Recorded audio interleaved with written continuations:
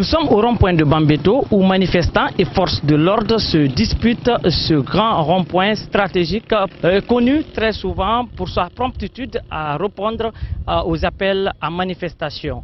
Après donc T6, T7 et T8 où des groupes de jeunes manifestent de façon éclatée et qui font face très souvent à des pick-up soit au nombre de 1 ou 2. Ici à Bambeto, c'est tout à fait le contraire. La tension est à son comble. Il est très difficile, ne serait-ce que pour couvrir cet événement. Aujourd'hui, vous avez vu un grand nombre des forces de l'ordre composées de policiers et de gendarmes qui viennent à peine de finir de repousser ces manifestants jusqu'au niveau de Hamdallah Magasin, un peu plus près de la mosquée.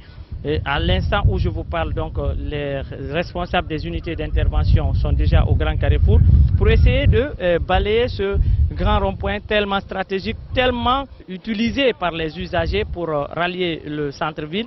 Aujourd'hui, au moment où je vous parle, pratiquement personne n'ose s'aventurer de ce côté, puisque à partir de Koza Grand Carrefour, la circulation est quasi impossible à cause des barricades érigées par les manifestants et des pneus brûlés. Il faut retenir que cette sortie massive des jeunes est la suite de l'appel à manifester des forces vives de Guinée pour exiger, entre autres, le retour rapide à l'ordre constitutionnel et un chapelet de revendications que vous savez déjà qui sont dans les documents. Ce qu'il faut retenir, c'est qu'il y a un calme précaire grâce à ces renforts qui sont venus prêter main forte aux policiers et aux gendarmes qui tenaient quand même les rênes du rond-point de Bambeto. Il faut aussi noter que l'intégrité du chantier de l'échangeur de Bambeto n'est pas du tout compromis, puisque lorsque les manifestants et forces de l'ordre, tout le monde tourne autour, mais personne ne touche.